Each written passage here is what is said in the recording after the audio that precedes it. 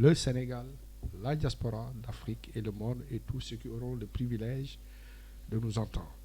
Et Madame Ba, je te le dis haut et fort, je t'ai écouté une fois, tu fais partie des femmes d'avenir de l'Afrique, du Sénégal et du monde. Et je suis très fier d'être à côté de vous. C'est partagé. Merci. Alors, le plaisir est partagé. Alors, comme vous le savez, chers internautes, chers auditeurs, chers spectateurs et téléspectatrices, sur la chaîne citoyenne panafricaine, Madame Koumbaba, plusieurs questions au menu de ce débat avec le professeur Khadim Rassoul Thiam. Exactement, plusieurs questions, mais les plus en vue, la situation en Tunisie et les propos jugés racistes tenus par le président tunisien Kais Saïd et la visite également du président Macron en Afrique centrale. Une grande équation, on se pose des questions toujours, mais également la fameuse question de la limitation des mandats en Afrique. Je pense qu'avec le professeur, on sera bien servi. Et puis après, juste essayer de voir les alternatives, les solutions, puisqu'il faut qu'on trouve, n'est-ce pas, des solutions aux problèmes. Pour l'Afrique. Pour l'Afrique, effectivement. Pour l'Afrique, c'est important. Koumba, je ne peux pas comprendre, et à chaque fois on le dit, c'est un continent immensément riche, professeur, mais qu'aujourd'hui, la pauvreté, n'est-ce pas, est vraiment inquiétante, elle est grandissante, n'est-ce pas. Alors, nous avons tout, bon Dieu nous a donné vraiment tout, n'est-ce pas, pour devenir riche. Professeur, ma première question, et ce serait justement le premier... Oui. Réagir parce que la générosité du cœur et de l'esprit de Madame Ba, que je connaisse, Madame Ba, je suis presque sûr que tous les enfants du monde le concernent. Tout à fait. Et à partir de là, il ne faut pas que nous soyons dans cet égocentrisme européen pour penser que le développement doit porter que sur l'Afrique, sur tous les enfants du monde. J'avais juste envie de relever ça parce qu'elle a parlé de l'Afrique seulement. Et je sais que c'est une femme très généreuse. C'est une femme, une leadership de haut niveau. Et que quelque part, mais par rapport à cette langue mais de Molière qui peut être interprétée mais autrement, quand elle parle Afrique, elle parle monde, elle parle universalité. D'accord. Donc je suis presque sûr à 1000% que ce qui se passe en Ukraine, ce qui se passe en sûr. Turquie, mais tous ces enfants-là, ils se sentent concernés. Merci beaucoup. Le développement, c'est un tout, et aider dans ce tout-là. Mais c'est vrai. Et d'ailleurs, c'est aussi l'un des objectifs de la radio panafricaine, puisque nous restons toujours solidaires, n'est-ce pas? Et nous mettons également en avant justement la dignité humaine, quelle que soit la race, la peau, la couleur, la religion. Ce qui est important justement, c'est vraiment... La globalisation et la mondialisation nous interdisent quand même d'être dans cet apartheid effectivement, ethnique ou régionaliste. Voilà, absolument. Donc je voulais juste rectifier ça parce que je la connais, je sais que c'est une femme exceptionnelle. Merci beaucoup. Pour la Alors professeur Koumba, c'est une femme exceptionnelle. Voilà, donc nous allons aborder justement ce premier thème, si tu le veux bien. Exactement. Alors donc, parler d'abord, n'est-ce pas, de cette question liée aux limitations de mandat avant d'aborder justement la question tunisienne. En plus, justement, cette visite, n'est-ce pas, du président français, n'est-ce pas, en Afrique. Alors, professeur, bien sûr, aujourd'hui, si on lie, n'est-ce pas, à la limitation de mandat, déchire le continent africain. Alors, ça fait polémique, n'est-ce pas, et ça occupe justement tous les débats. Professeur, aujourd'hui, comment percevez-vous justement cette question liée, n'est-ce pas, aux limitations de mandat qui malheureusement n'est pas définitivement réglée en Afrique? Parce que je suis presque sûr à 1000% que quand j'avais entendu, et elle avait entendu les propos d'Obama, moi je sais que j'ai rigolé, et elle aussi, elle a tout simplement explosé mais de rire. Obama disait, quand il était étudiant, Omar Bongo était président de la République. Quand il était étudiant, il était président de la République. Il est président, il le rencontre président. Il s'en va, il le laisse président. Alors là, et c'est là où on voit franchement que dans le continent africain, il y a de la foutaise. Et que la démocratie n'existe pas en Afrique. Et je vais le démontrer aujourd'hui. Parce que la démocratie, c'est la volonté du peuple. Et que c'est le peuple qui doit décider. Dans l'absolu, c'est comme ça. Mais dans la réalité profonde, on se rend compte que dans l'Afrique, tout est entre les mains du président de la République. Quand on prend exemple sur le Sénégal, les magistrats, leur promotion, leur nomination, tout dépend du président mais de la République, des législatifs, l'exécutif, ainsi de suite, etc., etc. Ça veut dire que le marqueur est entre les mains du président mais de la République. Et à partir de là, on nous parle de démocratie qui est confisquée. Donc la démocratie n'existe pas en Afrique. Il faudrait régler ce point-là, ce problème. Qu'il y ait d'abord la pluralité mais des opinions, et qu'au niveau des élections, ce n'est pas le président de la République qui, par son Premier ministre ou par la cellule qui a été inventée, tous ces gens-là travaillent pour le président parce qu'ils sont victimes de ce qu'on appelle l'alimentaire. Et donc, nous devons tous travailler à partir de maintenant et de 2024 et au-delà d'asseoir la démocratie. Parce que la démocratie n'existe pas chez nous. Elle n'est que théorie. Et après, quand on va aux élections présidentielles, élections déjà confisquées par le président mais de la République par rapport à la procédure et aux différentes procédures qui sont mises en place. Et demain, on va entendre, si c'est le président de Benno Bokk Yakaar qui gagne, il va se faire féliciter par Macron. Et pourtant, au départ, Macron sait que c'est un simulacre d'élection. Donc, il faudrait que nous, Africains, nous, intellectuels africains, peuple d'Afrique, que nous réagissons pour mettre la vraie démocratie européenne, la vraie démocratie américaine. Et c'est triste, on nous fait... Est-ce que ces démocraties européennes, ces démocraties africaines sont, professeur, forcément conformes à nos démocraties? C'est conforme à nos démocraties parce que s'il y a une élection en France à 18h, 20h, c'est fini. Tout est numérisé, on appuie sur un bouton, les résultats sortent. Il n'y a pas de vol. Ici, ce n'est pas possible. On va envoyer le préfet ou le sous-préfet ou certaines cellules qui vont ramasser des papiers, ainsi de suite, etc. etc. Et à partir du ramassage jusqu'à, parfois ils attendent 3 jours, 1 semaine pour déclarer, ils peuvent faire n'importe quoi. Donc en Afrique, nous n'avons pas la démocratie. Nous avons autre chose, appelez-le ce que vous voulez, mais ce n'est pas la démocratie. Alors pourquoi parle-t-on de recul démocratique en Afrique? Oui, cela veut dire que les mots devraient avoir un sens. Je vous ai dit que tout est confisqué par les chefs d'État. Regardez ce qui s'est passé chez les Gabonais, Omar Bongo, maintenant Ali Bongo. Au Togo. Ali Bongo, victime d'AVC, malade.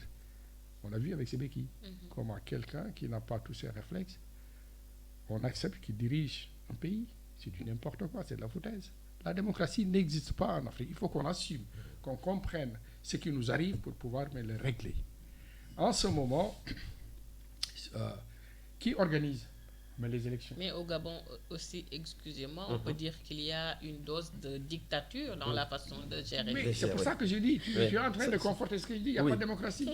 S'il y a dictature, c'est qu'il n'y a pas de démocratie. Est-ce que le Gabon est un bon exemple dans ce cas? Non, ça veut dire que partout en Afrique, il n'y a pas de bon exemple. Il n'y en a pas. Même au Sénégal, nous n'avons pas une démocratie. Oui, mais des pays comme le Ghana sont cités comme une référence en matière de démocratie. Si je donne exemple, le cas aussi du Cap-Vert. Il y a des exceptions quand même. Tant que le processus électif est similaire au processus électif du Sénégal, de la Côte d'Ivoire, d'ailleurs, nous ne sommes pas dans une démocratie. D'accord. Une démocratie, nous devons avoir mais des instances libres, des magistrats libres, un corps qui gère les élections libres. Mais tout est décidé. Quand tu prends l'exemple de Côte d'Ivoire, du Sénégal ou ailleurs, si c'est au Sénégal, le président Macky Sall a les tenants et les aboutissants. Donc nous ne sommes pas dans une démocratie. Oui, au Sénégal. Regarde ce qui arrive en ce moment sur l'opposant. Ousmane Sonko, oui. Ouais, il est attaqué partout, sur des choses immondes, nauséabondes. Et parfois même, et dans ce que je passe au peigne fin, on se rend compte qu'il y a des diffamations, des fabulations, des choses sur lesquelles, mais franchement, on ne devrait pas s'y attarder. Je ne parle même pas des ébats sexuels qui cachent que depuis mes 2 ans, il y a des enfants qui ont été violés. Par exemple, de Touba, mais j'ai entendu une gamine de 7 ans qui a été cousue, mais de partout. Cela veut dire que, mais quelque part, l'État, certaines de mes personnes utilisent des moyens vraiment exécrables pour divertir le peuple. Tout dernièrement, il y a 48 heures, vous êtes au courant de l'audio qui a... le jeune bail a touché 10 millions. Oui, oui. Et j'applaudis. Honnêtement, j'applaudis. Parce que il est en face de lui des cancres, des connards. Ah bon, vous pensez que... C'est des connards, parce que quand même... c'est des connards. Oui. Et j'assume ce que je dis. Oui, oui. Bon, voilà, j'assume ce que je dis. Oui, d'accord. Oui, d'accord. Oui. C'est des connards de première espèce. Parce que on ne peut pas se permettre ici, dans ce pays de Teranga, ce pays de religiosité, ce pays où nous avons une autre culture basée sur des choses vraiment bien. Parce que quand on met en place, on se souvient de Seigneur, de Mamdi Mamou, de Mambayas, ainsi de suite, le Sénégal ne mérite pas ces enfants-là. D'accord. Comment quelqu'un peut vouloir acheter une vidéo ou des audios sur cette sexualité morbide qu'on nous présente qui n'existe pas. Donc pour moi, c'est tous des connards. D'accord. Alors, et j'assume ce que je dis. Hein. Oui, oui. Alors, professeur, Koumba a évoqué tout à l'heure, n'est-ce pas, cette question liée même à la démocratie. Vous y revenez, puisque nous sommes dans le chapitre, n'est-ce pas, des limitations de mandat, n'est-ce pas, en Afrique. Aujourd'hui, on parle même de justice confisquée dans certains pays, où, n'est-ce pas, l'exécutif a une même mise justement sur le pouvoir judiciaire. Oui. Tu es en train de dire encore ce que je dis, qu'il n'y a pas de démocratie. Oui. Parce que l'exécutif, la justice et tout ça, se trouve entre les mains de qui? Du président de la République. Donc, nous n'avons pas. Il n'est pas temps aujourd'hui de faire. Et puis en plus, mais l'exemple que j'ai donné, qui a beaucoup mis d'humour, qui nous a fait rigoler, mais nous tous, avec Barack Obama à l'école, Omar Bongo était président. Il devient président, mais après, Omar Bongo est président. Il part, il le laisse, mais président. Ça veut tout dire. D'accord. Koumba, Koumba, malheureusement, nous ne rentrons pas dans le fond des choses. Nous sommes dans la superficie, dans la périphérie. Sur toutes les questions mais fondamentales qui nous touchent. Qu'est-ce qui, selon vous, nous a mené à cette situation que nous vivons présentement, particulièrement au Sénégal? Particulièrement au Sénégal, cela veut dire que nous avons une formation qui est en désétude. La formation n'est plus bonne. Nous n'avons plus d'intellectuels de haut niveau.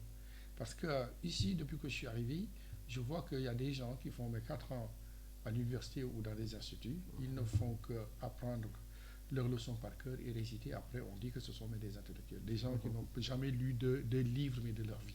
C'est ça, je m'en suis rendu compte ici, au Sénégal. Ça veut dire que des journalistes, pas comme toi, pas comme ça, des journalistes qui ne passent pas au peigne fin des vraies réalités. Ils viennent tout simplement pour émousser l'émotion. Ça veut dire qu'on cherche le buzz. Et ça, ce n'est pas sérieux. Les gens doivent bosser de telle sorte que quand tu arrives à débattre sur un sujet, au moins tu as les tenants et les aboutissants. C'est pour ça que quelque part, je vois certaines de mes télés, pour moi c'est télé poubelle. Je vois certaines personnes, heureusement même que ce ne sont pas des journalistes, c'est des gens qui ont été recrutés comme ça. Et que depuis quelques temps, je ne suis pas un complexe. On me parle de Wolof urbain. Ça veut dire que les gens ne maîtrisant pas la langue de Molière et de Vaugirard, et ils ne maîtrisent pas des choses, ils vont se cacher derrière le vocable Wolof, etc. etc. Et parce qu'aujourd'hui, il faut que nous acceptions que la langue administrative, malheureusement, c'est une langue mécoloniale, et que nous avons tous fait nos études mais par rapport à ça. Et que dans ça, même si ce n'est pas un vecteur sur lequel Cheikh Anta nous poussait à arriver à faire les choses, mais devant le fait mais accompli, restons dedans. Et travaillons sur un demi-siècle, un siècle, ainsi de suite, pour que les langues vernaculaires deviennent des langues officielles, mais des langues de science, etc. Mais dans le cas actuel, où notre démocratie, entre guillemets, ce qu'on appelle la démocratie, et qui ne l'est pas, soit fortifiée sur autre chose. Donc, pourquoi nous sommes mes victimes de ça? L'école sénégalaise ne répond pas aux besoins de réflexion, et la culture sénégalaise. Je m'explique. Par exemple, depuis des années, nous sommes dans l'école de Jules Ferry. Et dans l'école de Jules Ferry qui a été sabotée depuis que Jospin était Premier ministre, 80% de tranche d'âge au bas. Ce qui fait que tu vois des gens qui arrivent à l'université qui n'ont même pas le niveau du lycée. Et ce bide-là qui existe mais en France, on l'a reversé aussi au Sénégal. Et une formation doit jouer sur l'employabilité. Une formation académique doit répondre sur l'employabilité mais sur le terrain. Et c'est sur ces questions-là que je voudrais, tout à l'heure, quand on va arriver sur les solutions que nous devons me proposer, comprendre mais l'essentiel. Mais l'essentiel, c'est se concentrer sur tout ce qui touche tout simplement la proximité. Si c'est le Sénégal, si c'est la Côte d'Ivoire, la Côte d'Ivoire, etc. etc. Oui, parce que tu as beau m'amener avec la sauce mais pimentée, mais congolaise, et mon tchéboudion, je préfère mon tchéboudion parce que j'ai eu, je ne dis pas que c'est pas bon ailleurs. La culture, oui. C'est ça, c'est ça, on comprend. La proximité est très importante. Oui, c'est ça. Et quand je dis partout dans le monde entier et que les intellectuels de haut niveau apprécient que la solution du Sénégal est l'académie, je ne le dis pas parce que j'ai envie que les gens soient mourir. C'est loin de là. Parce que mes combats, tu sais pertinemment que la Chine a été sauvée par un homme, Mao Zedong, l'économie verte, l'agriculture, parce qu'il s'est rendu compte qu'avec le milliard de personnes, il fallait les nourrir. Exactement. L'Inde, Gandhi, l'Arabie Saoudite, le prophète Mohammed, et la France, le général de Gaulle.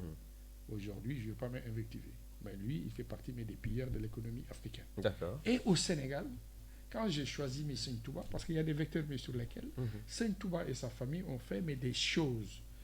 Et je prends même dans cette continuité que la solution académique, regardez ce que Seigne Mountakha a fait. Une université, ce n'est pas son rôle de construire une université. Le transport. C'est important, oui. Le transport, la mobilité, mais pour tous.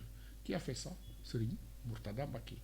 Qui a fait les Al-Azhar, 1300 écoles à fonds propres. Serigne Mourtada Mbacké. Qui a eu la médaille Field de l'agriculture en 1952, c'est Abdoulaye Mbacké Borom Derby. Qui a donné récemment 200 millions pour le Covid. Serigne Mountakha. Qui a donné 100 millions à nos amis turcs, syriens, mais ainsi de suite, mais par rapport au séisme. Il y a des gestes volés qui disent que oui, il ne devait pas donner 100 millions. Pourquoi il ne donnerait pas même 100 millions? Il va donner parce que les autres aussi, c'est notre famille, parce que nous sommes dans la couche humaine sur la planète Terre. Et en plus, je suis d'accord. Ça participe dans l'image de marque du Sénégal. Je ne coupe pas, mais même lorsqu'il y a eu l'incendie au marché Ocas également, il a donné de l'argent. Il a donné de l'argent. Dédommager les commerçants qui ont été impactés. Ça veut dire que donc, mais quelque part, quand je parle de solutions académiques, je n'exclus personne, même les chrétiens du Sénégal sont là-dedans, que je vais même faire un clin d'œil, parce que Dieu dit, mais dans la Bible, au commencement était la parole. La parole était Dieu. La parole était avec Dieu. La parole était Dieu. La parole s'est réalisée en chair. Emmanuel, Dieu parmi nous, c'est juste pour faire un coucou pour le carême. Et quand tu vas dans Jean 5, verset 16 à 28, que dit la Bible? Christ dit, tout ce que je vous ai dit, vous n'avez pas compris. Il est l'heure que je m'en aille à la droite du Père. Pour que mon Père, l'Esprit Saint, vous envoie l'Esprit de vérité et que l'Esprit de vérité vous enseignera tout ce qu'il aura entendu, me glorifiera et parlera de moi. Quand on analyse en métacompétence, quand on analyse de manière froide ce que dit, la Bible, ça nous renvoie dans Kun Fayakonullah. Donc, à partir de là, il n'y a pas de rupture. C'est la même famille. Ce sont les mêmes humains. Et que ce Sénégal-là, nous devons conjuguer avec un seul dénominateur, mais comment? Le cœur. Pour tous. Puisque nous sommes tous ensemble, le Sénégal en mouvement. Toutes les synergies du Sénégal compilées en une seule énergie pour faire le développement à l'avant du Sénégal. Et éviter les débats confrériques également. Bravo. Et ce même concept, je le conçois pour l'Afrique. Toutes les synergies africaines, je dis toutes les synergies africaines, compilées en une seule énergie pour le développement de toute l'Afrique et qui va sauver ce monde. Parce qu'un développement qui a un déficit de spiritualité ne peut pas nous faire avancer très loin. C'est pour cela que dans la solution khadimique, non seulement l'homme est au centre de la réalité, mais Dieu englobe tout. D'accord. Dans la vision khadimique, c'est ça que je vois. Cela veut dire que que tu sois Tidjane, que tu sois Khadir, que tu sois mécrédien, tu es là-dedans. Il faut une entité idéologique pour libérer un peuple. Et j'ai cité l'exemple de l'entité idéologique de la Chine, de l'agriculture, l'économie verte, Mao Zedong. J'ai cité Gandhi qui voulait tout simplement que quand il y a un problème, tu tends la main, la joue gauche, l'autre va gifler, tu t'en fiches et tu avances. Et quelque part, ça a été repris aussi par Seigne Mountakha. Quand il dit que si quelqu'un vient te faire du mal, ne te retourne même pas pour pouvoir l'identifier. Donc, mais quelque part... La tolérance. Oui, la tolérance. Ouais. C'est ça. C'est extraordinaire. Mais elle est géniale. C'est ce que je voulais dire. Et elle a suturé dans ma bouche. Donc, cette tolérance-là... Tout à fait. Et c'est ce qui fait la force même du Sénégal. Vous l'avez évoqué tout à l'heure, entre musulmans et chrétiens. Et puis également, un autre facteur, ce cousinage à plaisanterie entre Diola, entre Serer et Alpulaar, et entre noms de famille, Touré et Sagna et Dafé.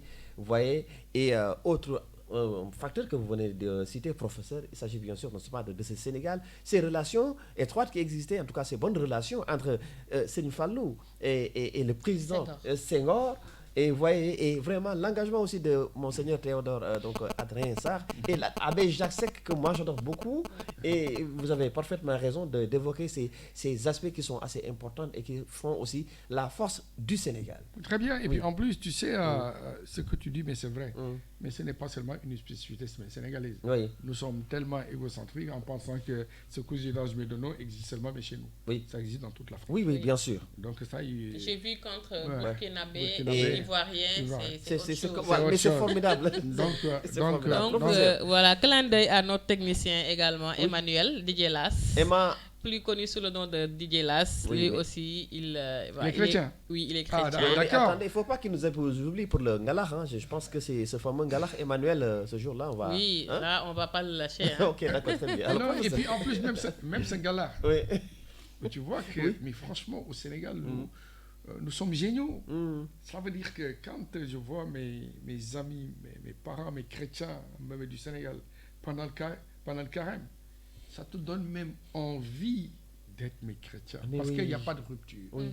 C'est vrai. C'est tout simplement la générosité du cœur et de l'esprit qui fonctionne. Et franchement, c'est pour cela que je dis ce qui nous interpelle, nous tous, pour 2024, sur la limitation des mandats. Oui. Et ici au Sénégal, si on parle de 1963, la constitution qui avait... permis au président Wade d'être président de la République. Après, il y a eu des changements jusqu'en 2021, 2021, il y a eu l'élection de Macky Sall et qui était déjà élu sur 2016. Donc, si on reste dans les textes, l'article 27, alinéa 2, nul ne peut faire plus de 2 mandats. Oui. Il faudrait expliquer aux Sénégalais ce que c'est qu'un mandat. Oui, allez-y. C'est tout simplement, tu as réussi une élection, on ne parle pas même de canton, on te donne les clés du pays. Et on te fait signer, tu jures devant la Constitution, le Coran, tout ce que tu veux. Il l'a fait combien de fois? 2 fois. 2 fois. Donc il ne peut plus se représenter. Ah donc vous le simplifiez comme ça? Non, super.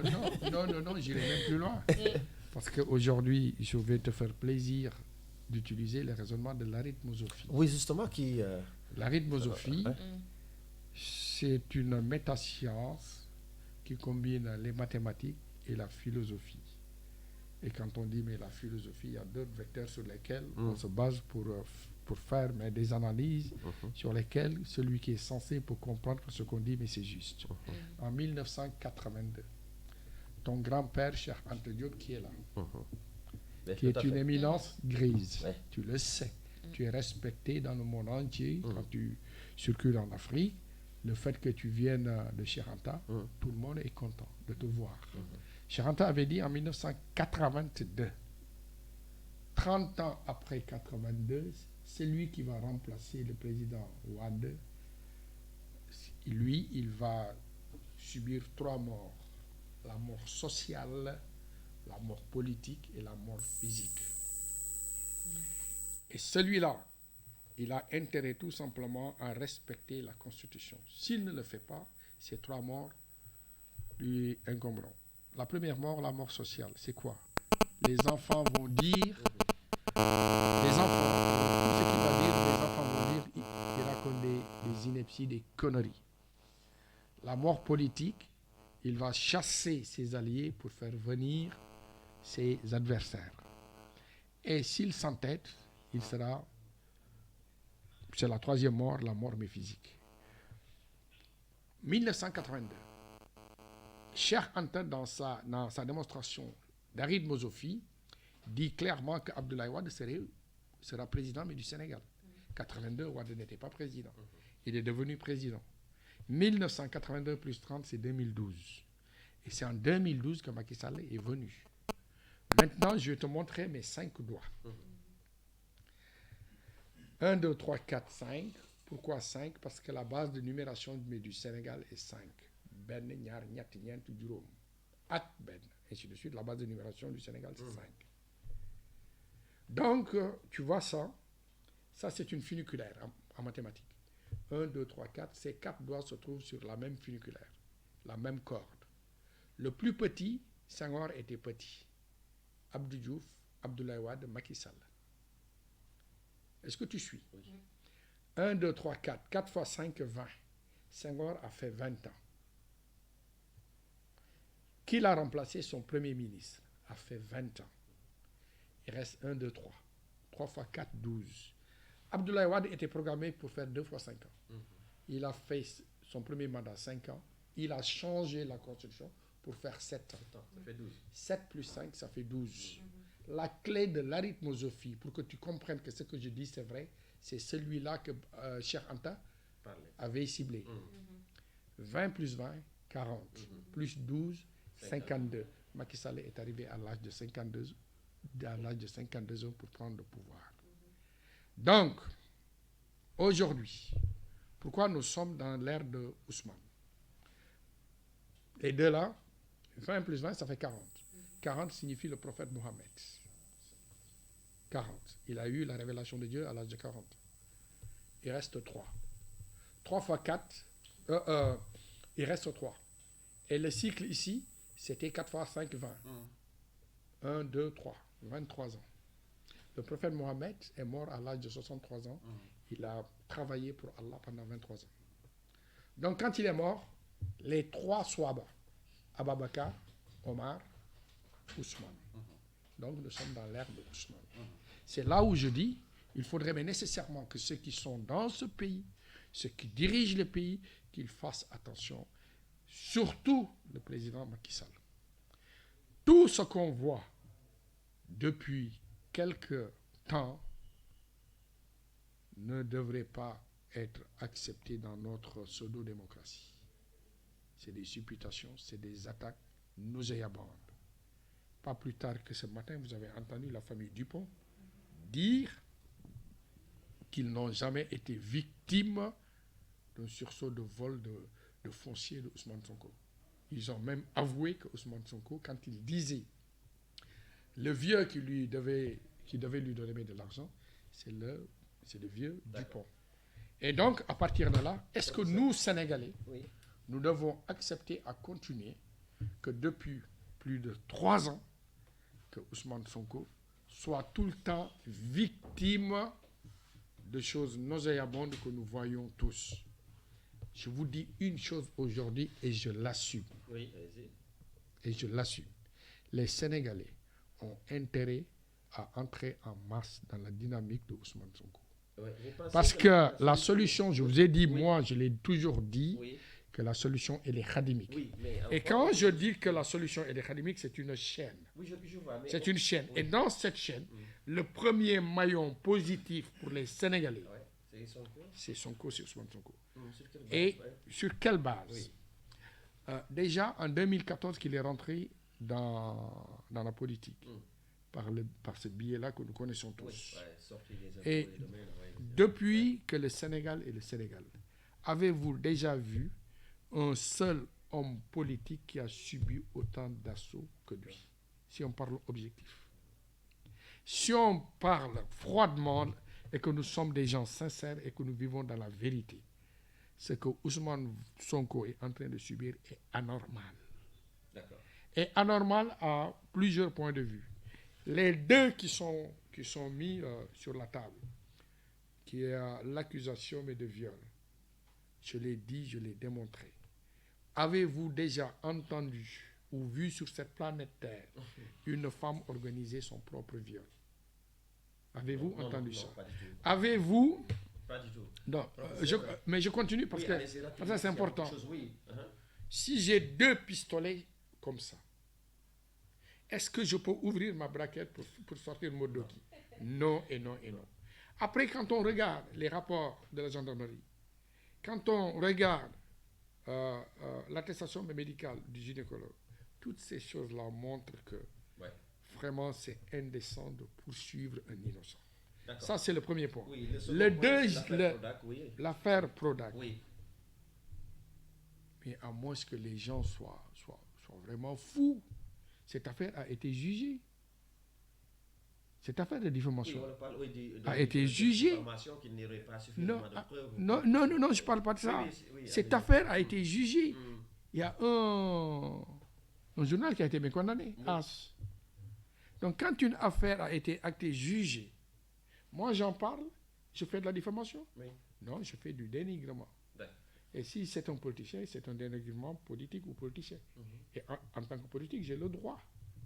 Donc, et puis en plus, il faut aller passer au peigne-fin des textes. Les textes disent que quand il y a mes diffamations au-delà de 3 mois, si les choses n'ont pas été mises sur la table, ce n'est plus mes recevables. Donc, vous êtes témoin que l'affaire a été jugée pendant 1 an et quelques. Et le ministre a gagné. Mais ce n'est... Si j'en parle de Nuremberg, ce qui s'est passé mais dans les fours crématoires. Mais je ne diffame rien du tout. Je ne diffame pas. Donc, à l'heure où nous parlons, ces 2 dossiers ne sont pas me recevables pour caler Ousmane Sonko. Et maintenant, on sort des trucs à la con de gauche à droite pour pouvoir le disqualifier. Les Sénégalais diront non. Le professeur Serigne Khadim Rassoul a dit non. Et j'appelle... Je lance un appel solennel à ce que tous les Sénégalais et Sénégalaises disent non. Et là, comme ceux qui sont convaincus, oui, d'accord, professeur, on va clore. Ceux qui sont mais dans la vérité, et ceux qui sont pour la vérité, et ceux qui veulent que le Sénégal avance dans une bonne, entre guillemets, démocratie, parce que la démocratie n'existe pas. Si la démocratie existait, dans notre pays, ce qui arrive là n'arriverait jamais. Donc, oui, très rapidement. We love Africa. We love Ousmane Sonko. Oui, ok, d'accord, très bien. Alors, Koumba, juste, on le concept parce que chacun aussi a son droit, effectivement. Et c'est ça aussi la démocratie. Et c'est important. Koumba, avant d'aborder justement le deuxième axe, puisque le professeur parlait tout à l'heure, n'est-ce pas, de solutions. Et aujourd'hui, on a parlé de limitation de mandat. Il est revenu sur un peu le cas du Sénégal avec ce différend qui oppose Ousmane Sonko et justement l'État. Et aujourd'hui, professeur, nous avons vu aussi ce qui s'est passé en Guinée avec le départ forcé, n'est-ce pas, de Alpha Condé. En Côte d'Ivoire, Alassane Ouattara finalement est parvenu à s'en sortir. Mais auparavant, nous avions vu justement ce qui s'est passé au Burkina Faso avec Blaise Compaoré et aussi le printemps arabe. Aujourd'hui, quelle est la solution, n'est-ce pas, selon vous, effectivement, pour clore, n'est-ce pas, ce chapitre, n'est-ce pas, lié aux limitations de mandat en Afrique? Pour le premier pays que tu as cité, avec Alpha Condé, vous l'avez vu gifler un imam. Vous l'avez... Tout à fait. Comment, tu l'as vu ou tu ne l'as pas vu? Bon, allez-y. On a vu Alpha Condé gifler un imam. Qu'est-ce qui s'est passé une semaine après? Dieu a intercédé. Ce qui s'est passé en Côte d'Ivoire et ce qui se passe en ce moment au Gabon, où on voit quelqu'un qui est paralytique, malade, avec ses béquilles. L'Afrique n'a pas besoin de ces gens-là.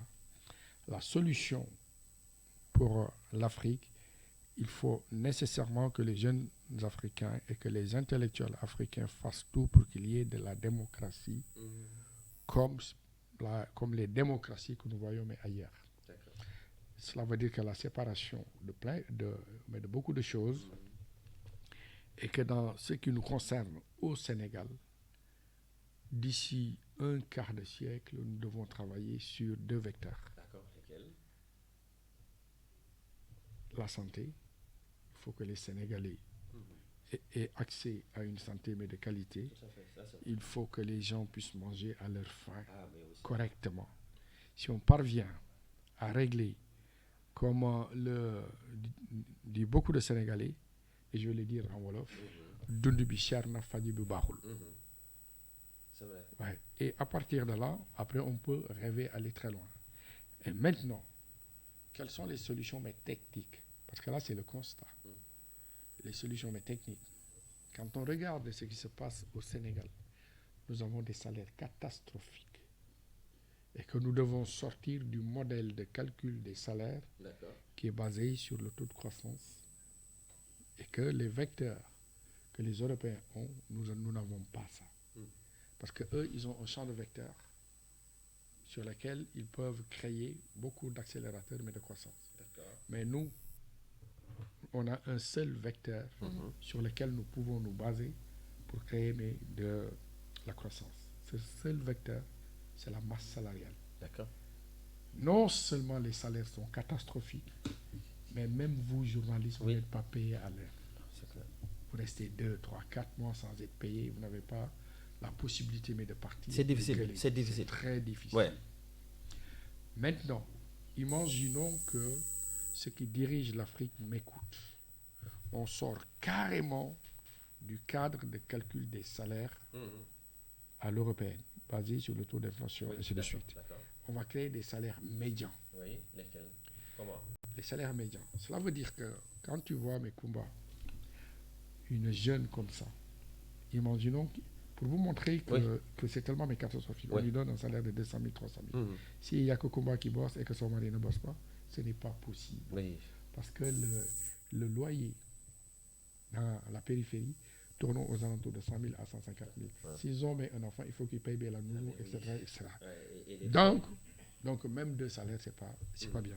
Or, quand on fait des salaires médians, on va prendre des paramètres, mais sur lesquels nous allons travailler. La cherté de la vie, les loyers, la mobilité, le transport, ainsi de suite, etc.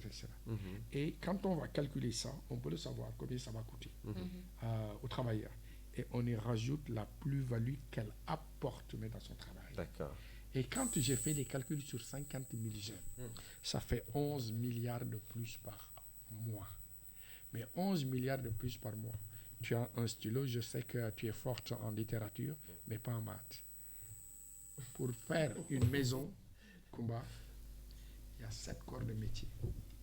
Celui qui fait les briques, le maçon, l'électricien, le peintre, celui qui fait le bois, le carrelage et la peinture. 7 corps de métier.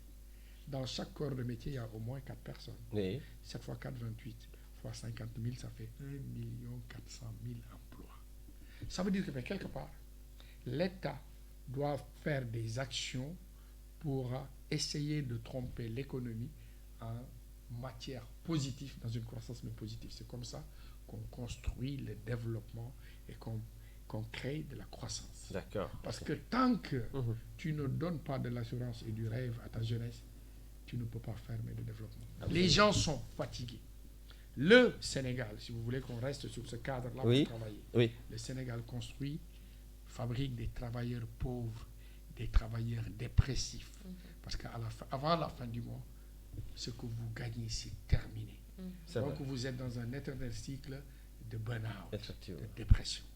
Et puis en plus, la politicienne utilise ça pour acheter beaucoup de journalistes qui sont dans l'alimentaire, il y en a plein. Quand tu les entends parler, tu peux dire que ce journaliste-là est un journaliste pro-Macky Sall, et ainsi de suite, etc., etc. Et ça ne devrait pas exister dans une démocratie sereine, dans une démocratie saine. Dans une démocratie de haut niveau, chaque acteur de cette démocratie doit travailler avec une conscience très pure. Et ce n'est pas le cas. Quand tu as un enfant, ton enfant tombe malade, on te dit une angine et tu vas dire je vais demander au marabout mais de faire une prière mais pour cet enfant. C'est bien, nous sommes des musulmans, c'est bien, nous sommes avec des Africains. Mais il existe des maladies, c'est des antibiotiques qu'il faut donner. D'accord, tu sais pourquoi tu ne l'amènes pas? Mhm. Parce que tu n'as pas l'argent pour acheter 2800 francs d'antibiotiques. Les gens sont fatigués. Même dans la périphérie des villes religieuses. Je vais vous raconter une histoire que j'ai vue. Oui, pour terminer. Ouais, je vais vous raconter. Oui, pour clore le chapitre, voilà. Parce que j'ai peur de vous faire pleurer. Oui, oh là là, allez-y. C'est ce qu'on appelle les chantans. Quand ils arrivent dans les villes religieuses, ils ne connaissent personne. Ils sont juste vers leur marabout. Ils n'ont pas de travail, il n'y a rien du tout, ainsi de suite, mais etc. Parce qu'ils ont quitté des zones agricoles où on devait investir, mais on n'a pas investi. Ces chantans arrivent chez le Mara, etc. Il y a à manger. Ils ont mangé, ils n'ont pas de frigo. Et il y a des restes. Tu sais qu'est-ce qu'ils font?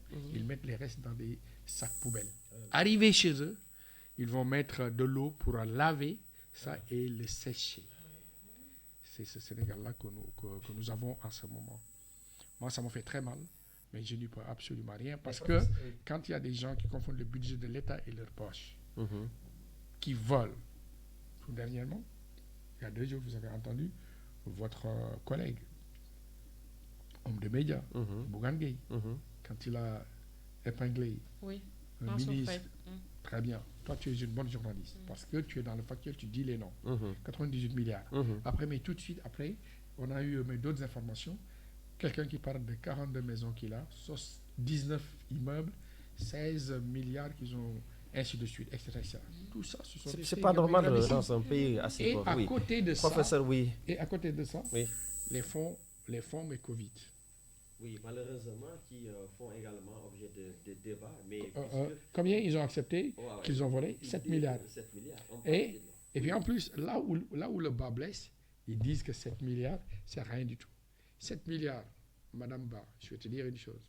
C'est 14 crèches de 500 millions dans 14 départements. D'accord. Professeur, il y a beaucoup de choses à dire, n'est-ce pas, dans ce chapitre. Exactement. Malheureusement, nous sommes obligés, n'est-ce pas, d'aborder d'autres, justement, heureusement. sujets. Pourquoi malheureusement? Non, oui, mais c'est parce que heureusement. C'est parce que je le dis, parce qu'il y a beaucoup de choses. Et je sais que heureusement. les solutions, vous en avez beaucoup. Le malheur fait les ça aux gens négatifs. Ici, on est dans le bonheur. Oui, je veux dire, aujourd'hui... Ici, on est dans le bonheur. Oui, d'accord, c'est bon. Depuis ce matin, tu as vu comment Madame Ba est habillée? On est dans le bonheur, on est dans le Merci. bonheur. Alors, Kumba, nous allons justement aborder un autre sujet. Eh bien, c'est la question... c'est en Tunisie, on va y aller directement. Exactement. Je pense que l'actualité, elle est suivie par tout le monde. Aujourd'hui, quelle lecture faites-vous de la situation en Tunisie? L'actualité est suivie par tous ceux qui peuvent manger le matin, à midi et le soir. Donc, ne me dis pas, mais par tout le monde. Au Sénégal, il y a des gens, et partout en Afrique qui ont un problème. C'est pas d'écouter les radios, mais de quoi mettre dans leur ventre. Maintenant, j'ai 2 points de vue. J'ai un point de vue que le président tunisien a fait vraiment un bide. Et je ne dirais pas qu'il est raciste. Je ne le défends pas, mais je ne dirais pas qu'il est raciste. Parce que, mais quelque part, c'est des gens qui ont une pression de décision et sur lesquels, des fois, parce que là, quand je l'entends, il commence à regretter, ainsi de suite, etc. Et moi, en tant que musulman, quand quelqu'un t'offense et qui regrette, donc j'essaie de comprendre qu'il n'est pas Dieu et il peut se tromper. Ça, c'est franchement le premier point sur lequel j'essaie de comprendre que demain, il ne fera pas exactement la même chose. Le deuxième point, c'est pour moi le point le plus important. Il est en train tout simplement de nous montrer et de montrer aux dirigeants de ces pays-là que vous faites n'importe quoi. Ça veut dire que tous ces jeunes qui sont en Tunisie, au Maroc et ailleurs, ce n'est pas seulement les dirigeants tunisiens, mais au Maroc aussi, il y a eu des problèmes. Jusqu'à ce que ça se termine par des assassinats, et ainsi de suite, etc. Quelque part, pourquoi toute cette jeunesse désespérée aille dans les frontières arabes, en Tunisie, au Maroc, etc. Parce que ceux qui sont là ne travaillent pas. Ceux qui sont là, ils ne sont pas, entre guillemets, racistes, mais c'est des criminels. C'est des criminels. Parce que nous avons... de nos dirigeants, tous ces présidents, qui n'arrivent pas à trouver une véritable politique d'emploi des jeunes pour retenir. Très bien, on reste dans l'emploi. Oui. Le budget du Sénégal a moins de constant projeté. Madame Ba, tu sais que c'est 6 400 milliards, c'est ce que Amadou Ba vous a vendu. Exactement.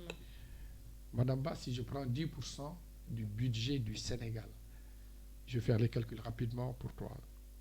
6 400 divisé par 10, ça fait 640 milliards. 640 milliards, si je te parle de 640 milliards, tu ne sais pas. Parce que jusqu'à maintenant, tu n'as pas eu 100 millions. 640 milliards, c'est 640 000 paquets de 1 million. Imaginons, je divise 640 milliards en deux parties inégales. 400 milliards, 240 milliards. Imaginons chaque année, je prends 400 milliards et je choisis 400 villages du Sénégal. Et j'investis 1 milliard par village. Vous imaginez? Oui. C'est beaucoup, c'est pas beaucoup. C'est beaucoup. Je vais créer combien d'emplois et combien d'activités par village. Ça veut dire que tous ces jeunes ruraux, je vais les fixer dans le travail. D'accord? 400 villages en effervescence par an dans ce Sénégal-là, sur 10 ans, imaginez, j'ai fait 4000 villages. D'accord. Il me reste 240 milliards.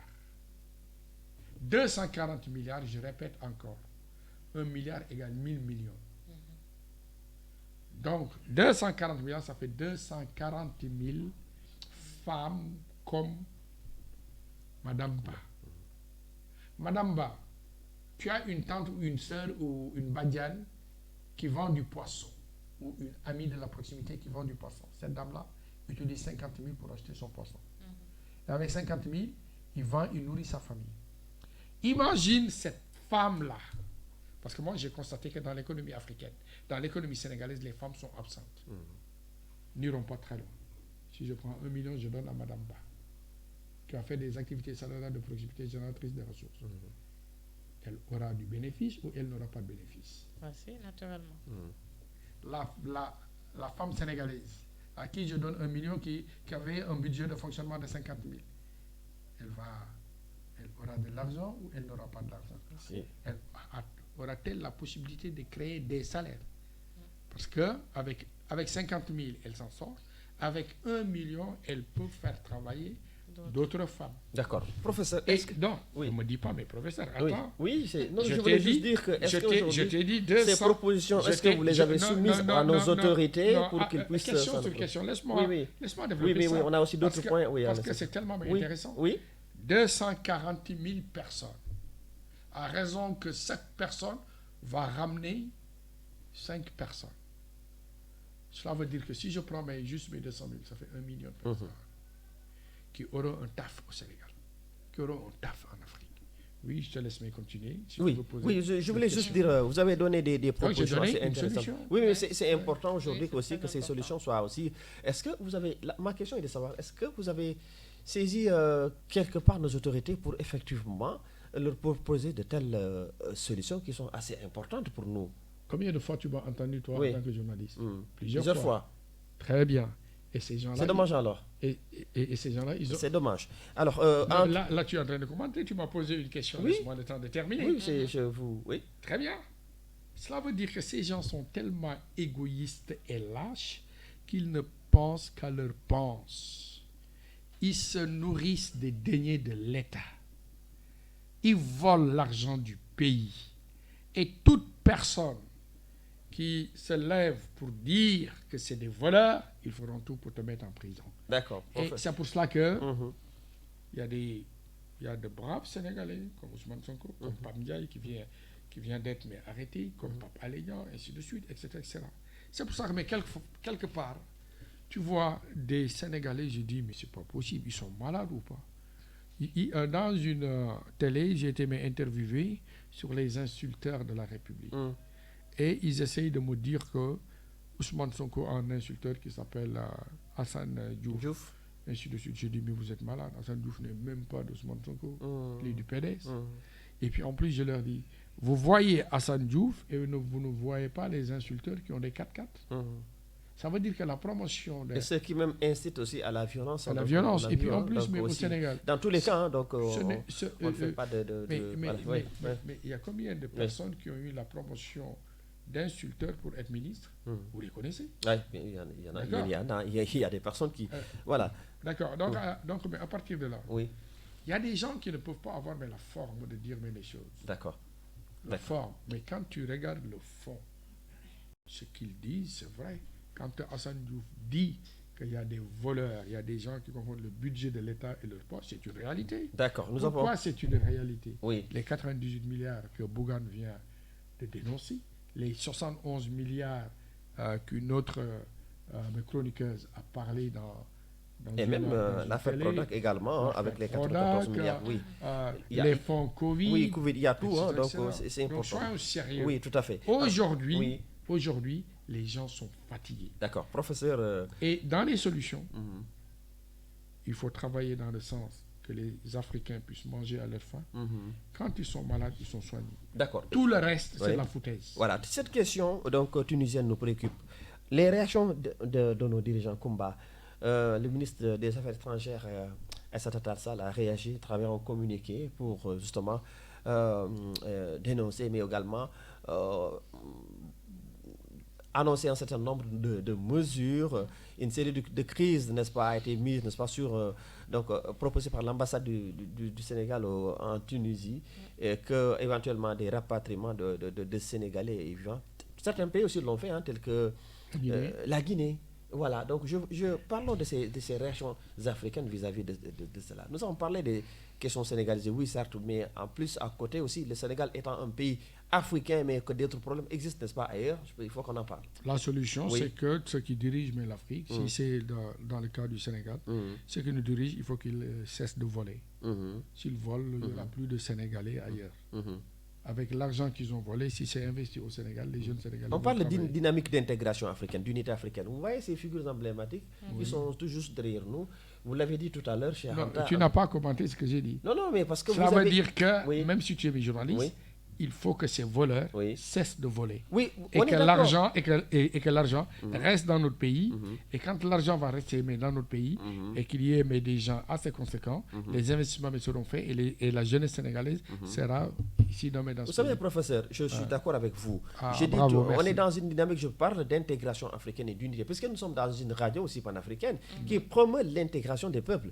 Aujourd'hui, de tels propos émanant d'un chef d'État méritent d'être commentés et condamnés. Et aujourd'hui, vous l'avez dit, vous avez défendu, n'est-ce pas, le Sénégal, vous défendez le Sénégal, mais aussi l'Afrique. Aujourd'hui, les réactions... Oui, justement, oui, professeur. Je vous donne ces exemples de figures qui sont là derrière nous, qui ont également aussi œuvré justement pour cette intégration, pour cette unité, pour cette égalité. Aujourd'hui, de tels propos, n'est-ce pas, on doit je les condamne. Oui.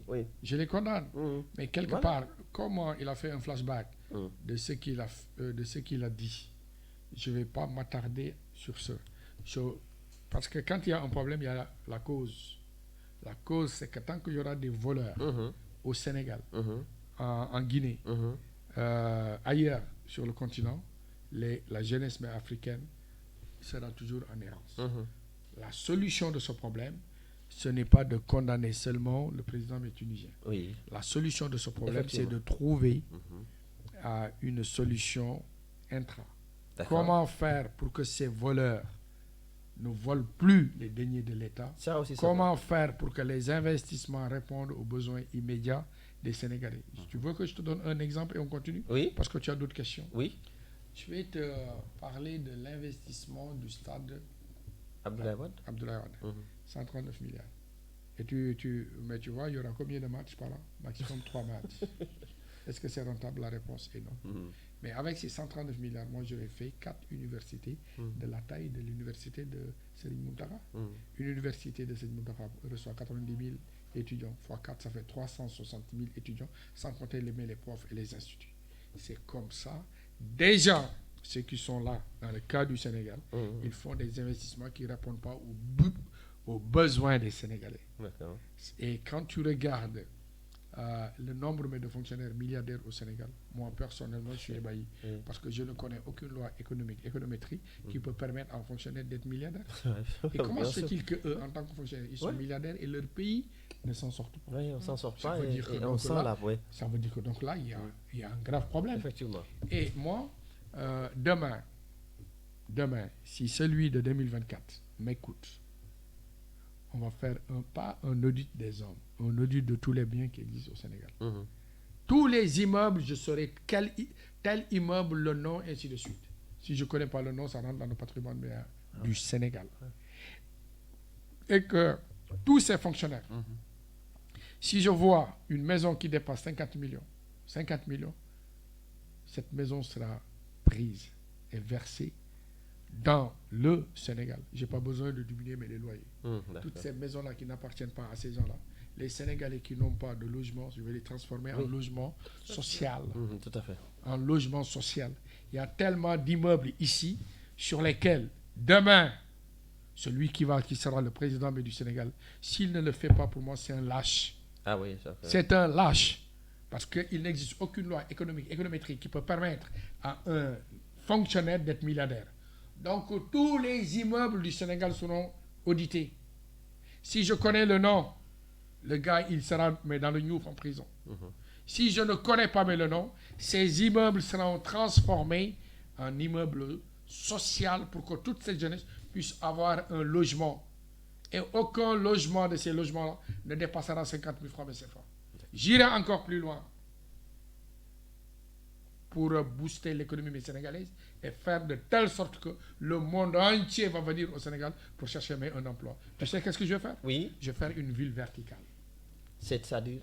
Parce que là, nous avons une ville horizontale. Les maisons sont là, Corée, ainsi de suite. Je vais faire une ville verticale. Où je vais faire ma ville verticale? Tu vois Gorée? Oui. Tu vois l'île de Sarpan? Oui. Tu vois la Pointe? Oui. Tout ça, je vais faire une écluse comme ça. Je vais aspirer l'eau et je vais faire la palmeraie du Sénégal. Et à partir de là, on ne va plus me parler mais d'inondation. Je vais faire des immeubles de 30 étages, 66 étages dans ça. Toute la jeunesse va travailler. Et quand j'ai fait mes calculs, sur 3 ans, il y aura au moins plus de 5 millions d'emplois. Au moins. Et puis en plus, il faut de la folie pour diriger un pays. Tu sais, mais pourquoi? Thiès n'a pas la mer. Je vais ramener la mer à Thiès. Comment? Ça veut dire que à Lucagne, je ferai de telle sorte qu'il y aura un port international, mais comme ça. Tu m'as dit comment? Bravo. Le canal de Suez a été fait par des anges ou par des diables? Ça a été fait par des hommes. Tu as vu mes canal 4 qui est là? Oui. Canal 4 qui est là, qui verse sur l'océan. Je vais faire de la pointe minimale jusqu'à Lucagne. Oui. Ça fait 27 km. Le canal 4 là, je vais le faire 5 fois ou 10 fois. Et j'ai les machines pour le faire en moins de 2 ans. Pour faire cette canalisation. J'arrive dans l'océan Indien, dans l'océan Atlantique, je fais mes écluses. Et là, quand j'ouvre mes écluses, l'eau va arriver jusqu'au port de Thiès. D'accord. Et à l'intérieur de Thiès, je vais faire des bras de mer pour assurer le transport fluvial. Tout à fait, tout à fait. Professeur. Et là, si on le fait, ça va créer des emplois ou pas? Oui, si, ça crée énormément. Ça va décongestionner la capitale. Oui, puisqu'il y a et puis en plus, on ne s'arrête pas là. Quel est le grand rendez-vous de 2050? C'est le rendez-vous de l'eau. Oui. C'est ce que la femme de François Mitterrand essaie d'alerter le monde entier. Le monde sera victime de manque d'eau. D'accord. Le Sénégal a combien de millions de mètres cubes d'eau qui se déversent par seconde et par an dans l'océan? 600 millions de mètres cubes d'eau par seconde et par an. Et nous avons des inondations. Chaque année, il y a combien de types d'inondations? Il y en a 2. Ceux qui ont en charge de faire ça, ils ne comprennent même pas les types d'inondations qui existent. Il y a l'inondation par déversement et il y a l'inondation par nappe phréatique. D'accord. L'inondation, mais par déversement. Tu connais Dakar Plateau? Oui. Tu connais la RTS? Oui. Dakar Plateau est sur le plateau. Par déversement, quand l'eau arrive là, ça arrive jusqu'à la Massalikul Jinaan. Oui. Ça veut dire que c'est une inondation par déversement. C'est ça. Et la solution d'une inondation, mais par déversement, il faut le coincer par des rétenteurs auxiliaires sur lesquels nous avons deux solutions, une solution conjoncturelle, une solution structurelle. La deuxième inondation, c'est une inondation par nappe phréatique, c'est ce que nous connaissons à Kermassar. Et une inondation mais par nappe phréatique, la solution, mais c'est quoi? Ça veut dire que la nappe, elle est proche.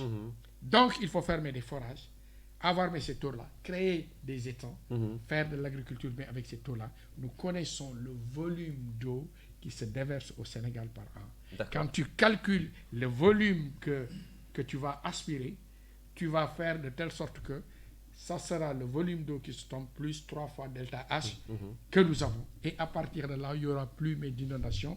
Et nous avons de l'eau pour le monde entier. Nous avons de l'eau pour créer des bananeries. Nous avons de l'eau pour faire de l'agriculture. C'est comme ça que nous allons pouvoir développer le Sénégal. D'accord. Je prends encore un autre exemple parce que j'en ai tellement... Oui, il y a beaucoup de choses. On va avancer, professeur. On va aborder le dernier sujet et puis clore parce que vraiment le temps qui nous était imparti est presque fini. Et je pense que nous allons aborder le dernier point quand même. C'est intéressant d'écouter le professeur, a des idées et tout ça. Mais voilà, les occasions ne vont pas manquer. Ce sera un plaisir pour nous de vous accueillir pour une prochaine fois. Mais juste le dernier point, en parler juste un peu parce que le technicien, je pense qu'il est un peu gêné parce qu'il y a l'invité, mais si c'était Kandé et moi, il nous aurait arrêté depuis. Donc, pour parler de la visite du président Macron en Afrique centrale, quelle lecture pourrait-on en faire? Le président Macron a compris qu'il y a des problèmes dans le continent, surtout dans la zone subsaharienne. Il y a des problèmes au Mali, il y a des problèmes en Guinée, il y a des problèmes au Sénégal. Et que, quelque part, il est tout simplement en train de montrer que la France n'est pas d'accord avec les dictateurs africains. Et c'est cette lecture-là qu'il faut avoir parce que nous qui avons la chance d'avoir des informations assez secrètes mais de haut niveau, aujourd'hui, ils sont en train, la France, par l'intermédiaire de Macron, de trouver de nouveaux alliés qui pourraient quand même faire du gagnant-gagnant. La France, historiquement, il y a un lien, et que si c'est dans le cas du Sénégal, le Sénégal n'a jamais dit non à la France. Mais le Sénégal dit tout simplement que ça ne peut pas continuer. Cette pseudo-démocratie, ce qui se passe en ce moment, mais depuis quelques temps, ça ne favorise pas des échanges équilibrés. Parce que quand on regarde en ce moment, même pour aller pour un étudiant sénégalais en France, c'est totalement impossible maintenant. Tu vois, même des étudiants qui disent, moi j'ai donné 3 millions pour partir pour faire mon inscription et on m'a pris 500 000 et on ne m'a pas donné mon visa. Et donc le président Macron est sensible à la cause africaine. C'est pour ça que quelque part, si vous vous souvenez du forum de Nice avec les jeunes africains, il s'est rendu compte que la France doit avoir d'autres interlocuteurs que ces gens-là. Et puis, moi, là où je voulais m'interpeller quand même la communauté africaine, la communauté sénégalaise, c'est que la France n'est pas l'ennemi du Sénégal. La France est tout simplement un allié et il y a certaines personnes qui pillent l'économie africaine qui ne sont pas qui ne représentent pas la France. Ils ont des intérêts particuliers et qu'ils sont français, ils peuvent être défendus pour leurs intérêts économiques suivant les normes internationales. Donc il ne faut pas qu'on mélange cette pesanteur française et quelques personnes que nous connaissons et qui détiennent l'économie sénégalaise, l'économie africaine. Il ne faut pas qu'on se trompe. C'est pour ça que l'interview que le président de PASTEF avait accordé aux médias français pour montrer qu'il ne diabolise pas la France et que c'est du donnant-donnant, c'est du gagnant-gagnant. Moi, je suis d'accord sur ce discours-là. C'est pour ça que quelque part, maintenant, quand tu discutes avec les intellectuels de haut niveau africains, ils sont tous avec Ousmane Sonko. C'est pour cela que ceux qui aiment l'Afrique, tous, je vous dis, parce que on on se contacte, on se parle, et ainsi de suite. D'accord. Et que c'est pour ça que quand j'ai osé dire récemment que dans la solution mécanique, un maillon incontournable de la chaîne mécanique, c'est Ousmane Sonko. C'est que, mais quelque part, moi, je suis un homme de neutralité. Mais en passant au peigne fin, ce qui pourrait sauver l'idéologie, qui pourrait sauver le Sénégal, le continent africain, qui est une vision mécanique, et que dans cette vision mécanique, jusqu'à maintenant, j'ai regardé, j'ai passé au peigne fin, et je m'en suis rendu compte qu'il faut prendre mes positions.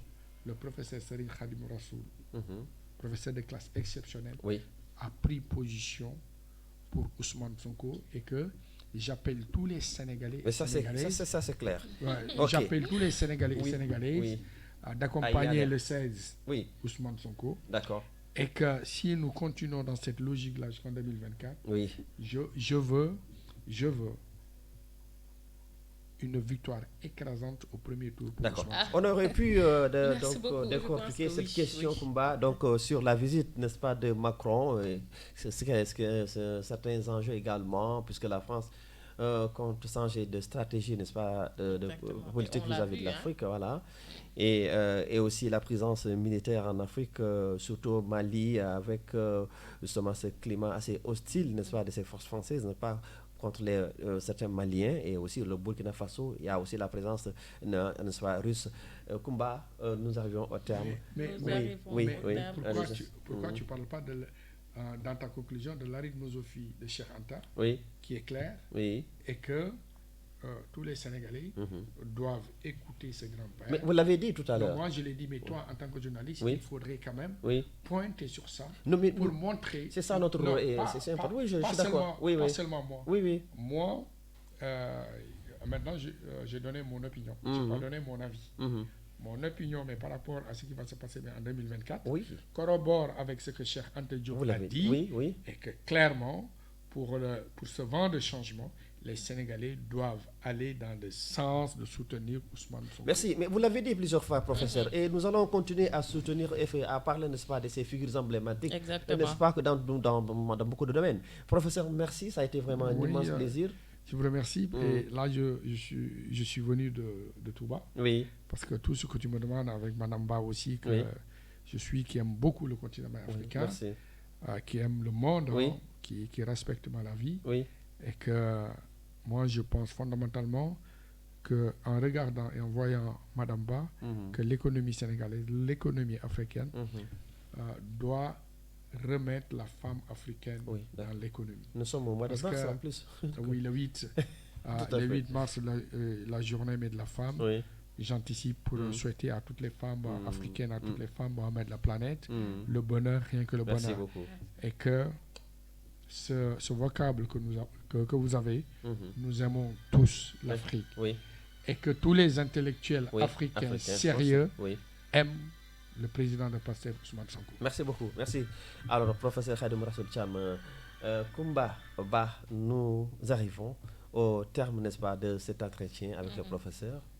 En tout cas, c'était très riche. Les débats ont été très riches. Les échanges ont été très fructueux. Vraiment, c'était un plaisir et un honneur d'avoir partagé le plateau avec notre invité, le professeur de classe exceptionnelle, comme il le dit, Khadim Rassoul Thiam. C'est pas comme je le dis, comme c'est. Oui, d'accord, comme c'est, j'accepte. Je n'ai absolument rien gonflé, Merci, rien inventé. Donc, le professeur de classe exceptionnelle, Khadim Rassoul Thiam. Et je souhaiterais que tu dises aujourd'hui que le professeur assume que 2024, nous devons tous être derrière Ousmane Sonko. Merci, Kumba. Merci beaucoup. Et merci, Kandé. Merci à notre technicien Didier Las. Nous vous donnons rendez-vous samedi prochain pour un autre numéro de l'émission Le Débat Panafricain. Tu as peur de dire que 2024 pour Ousmane Sonko. Merci beaucoup, mesdames et messieurs. Merci beaucoup d'avoir suivi. Merci, professeur. Bon carême pour tous nos... Merci beaucoup. Bon carême et bientôt le Ramadan.